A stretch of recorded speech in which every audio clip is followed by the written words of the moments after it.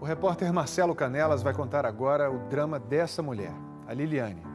Ela ficou quase 2 anos afastada do filho pequeno depois de uma denúncia falsa de maus tratos. Agora, depois de uma decisão da justiça, ela está sendo obrigada a dividir a guarda do filho com a família que acolheu a criança. Este coração vermelho é o fim da disputa judicial pelo afeto de um menino. Quantas mães cabem aí dentro? 2?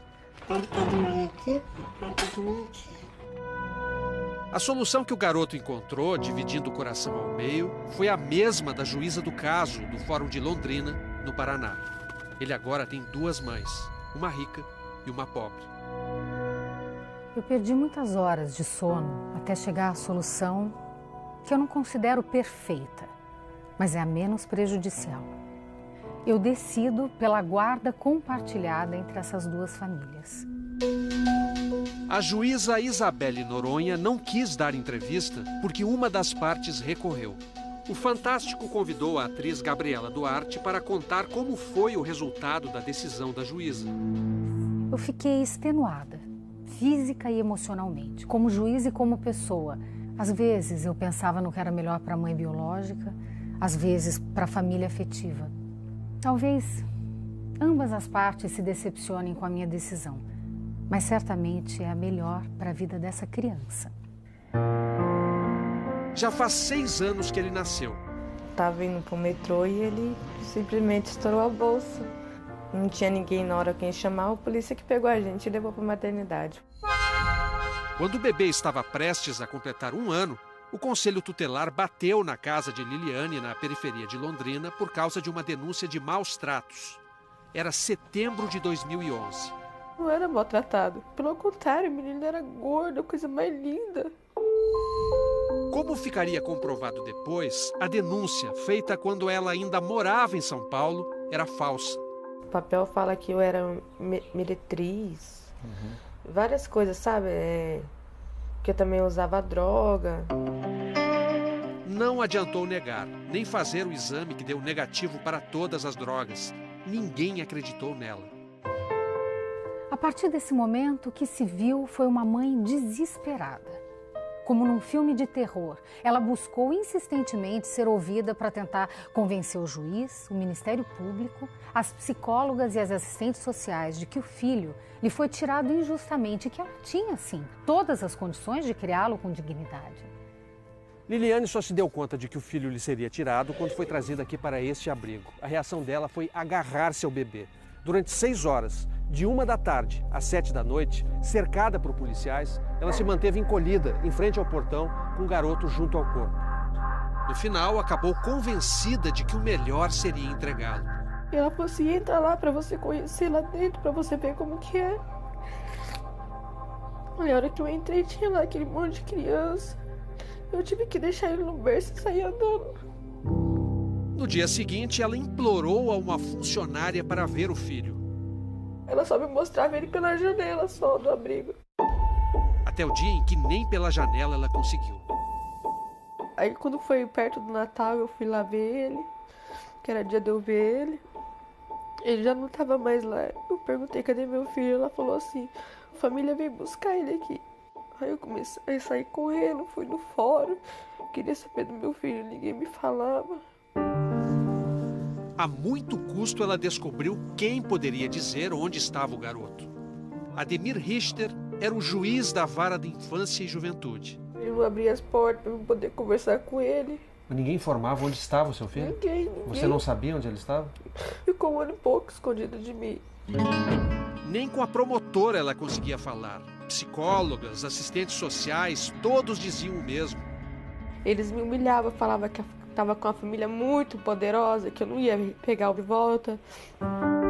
O juiz havia encaminhado o garoto a um casal inscrito no programa Família Acolhedora.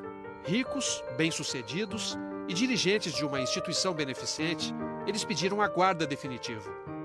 Durante quase 2 anos, uma mãe foi impedida de ter contato com o próprio filho por obra de um poder do Estado que tem atribuição constitucional de fazer justiça.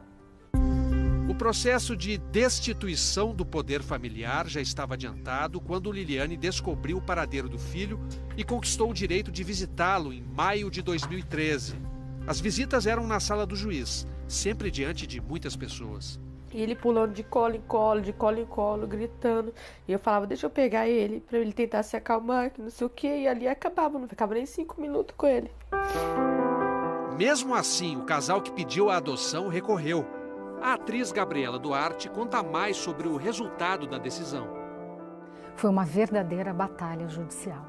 De um lado, uma mulher suplicando momentos com o filho, ainda que fossem migalhas de contato nas visitas com hora marcada. E de outro lado, uma família acolhedora, ferrenha e disposta a impedir a todo custo que a mãe biológica encontrasse o menino. Procuramos o casal da família acolhedora. Primeiro, o marido. O senhor não quer conversar comigo agora? Não é assim, não. Não, mas é simples, eu quero saber. O que aconteceu? O senhor pode nos receber hoje ou amanhã? Eu vou conversar com a minha esposa. Deixa o teu telefone. Tá. Eu entro em contato com você. Tá? Mas ele não telefonou. Encontramos a mulher dele no Fórum de Londrina. Eu fiz um pedido ao seu marido, deixei meu telefone com... Ele chegou em casa, fecha, pode... Eu falei, não precisa nem responder. Tá. Entendeu? Porque assim, gente, quiser falar com a pessoa, entendeu? A gente não precisa mostrar nada pra ninguém. A gente não quer saber, a gente só cuida dele. O Fantástico entrou em contato com a família novamente por telefone, mas o casal manteve a decisão de não falar. Essa família já tinha adotado outras 2 crianças da mesma forma. Primeiro, receberam os bebês temporariamente como família acolhedora. E pouco tempo depois, entraram com os pedidos de adoção que foram concedidos pelo mesmo juiz Ademir Richter. Para a Secretária Nacional dos Direitos da Criança e do Adolescente, a ação do juiz vai contra o objetivo do programa Família Acolhedora. A família acolhedora nada tem a ver com isso. Ela não está buscando um filho para ela. Ela está buscando um momento de cuidado, amor e carinho que ela sabe temporário. Se ela vai buscar entrar num programa de família acolhedora para adoção, aí a gente já furou todo o cadastro, a gente furou todo o sistema.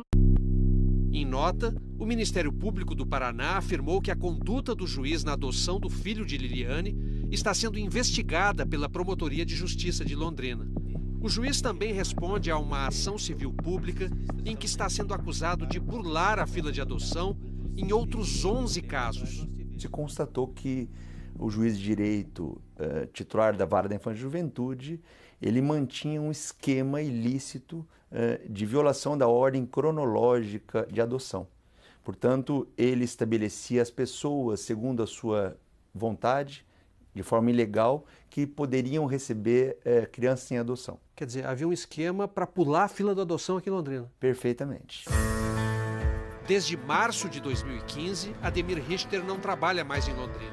Foi para Curitiba, onde atua como juiz substituto de segunda instância. Em nota, o Tribunal de Justiça do Paraná informou que o juiz foi transferido por antiguidade e que não foram encontrados indícios que justificassem um processo administrativo contra ele. Nós o procuramos em Curitiba. Os advogados do juiz Ademir Richter enviaram ao Fantástico uma nota de 4 páginas. Nela, dizem que foi o Ministério Público de São Paulo que pediu que o filho de Liliane fosse tirado dela após a denúncia falsa de maus tratos, e que o juiz apenas acolheu o pedido e encaminhou o garoto para um abrigo. Afirma ainda que foi a pedido do abrigo que ele encaminhou o bebê para uma família acolhedora. O juiz diz que sempre atuou com isenção e prudência, buscando o melhor para a criança. Ele também repele com firmeza as acusações da ação civil pública que o acusa de furar a fila de adoções. A promotora Yara Guariente, que atuou no processo do filho de Liliane ao lado do juiz, também está sendo investigada pela Promotoria de Londrina. Além disso, ela também responde à ação civil pública que apura irregularidades em 11 adoções. Yara é acusada de não ter fiscalizado a fila de adoção e de não ter denunciado a atuação do juiz. Então, promotora titular da Infância e Juventude se omitiu intencionalmente para favorecer os propósitos ilícitos engendrados pelos dois. A promotora não quis gravar. Por e-mail, afirmou que a ação pública contra ela está em segredo de justiça, por isso não pode falar. e no caso do filho de Liliane, disse que sempre atuou visando o interesse da criança. Mas o Ministério Público do Paraná informou que Yara já respondeu a processo disciplinar para apurar supostas irregularidades em casos de adoção.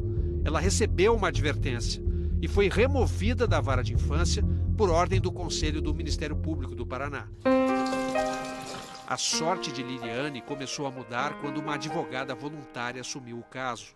Uma das histórias mais inacreditáveis que eu já me deparei em toda a minha profissão. A Liliane sempre, desde o início, esteve no fórum, esteve nos abrigos e sempre dizendo: meu filho não está para adoção. Com a remoção do juiz Ademir do caso e a nomeação de uma juíza para o lugar dele, Liliane finalmente foi ouvida. A juíza Isabelle Noronha se convenceu de que Liliane foi punida porque é pobre. A equipe de psicólogas comparou indevidamente as duas famílias. Uma rica e bem-sucedida e a outra pobre e humilde. De fato, a família pobre, com a mãe dona de casa e o pai pedreiro, cria os filhos com dificuldade, como aliás a maioria da população brasileira assim o faz. Mas não em situação de risco, o que é muito diferente. Mas como o garoto já tinha laços afetivos com a família adotiva, a juíza decidiu pela guarda compartilhada. O menino mora com o casal, mas passa parte da semana com Liliane. Eu acho que ela tentou fazer o melhor, né? Ela não pensou nem em mim, nem na outra parte. Ela pensou mesmo na criança, porque tem que ser realmente aos poucos, né? Essa criança merece conhecer a verdade sobre a sua história. Ninguém tem o direito de lhe tirar a possibilidade de um duplo amor. Se ele tem uma mãe do coração que o criou, o menino precisa saber que tem uma mãe da barriga que sempre o procurou sem descansar, que nunca o abandonou e que jamais desistiu de lutar por sua guarda. A mãe da barriga já cabe de um lado do coração. Isso aí te traz conforto? Ah, um pouco, né? Mas nada supera o que eu perdi, né? Eu perdi o primeiro andar dele, eu perdi a primeira palavrinha dele, né? Eu perdi tudo. Você ganhou o amor dele. Aos pouquinhos eu tô ganhando, né? Você tá fazendo um coraçãozinho aqui, você percebeu? Eu tô. Olha aqui, o fio do microfone. É o coração dele. Você tá aí dentro. Tô. O coração dele é grande.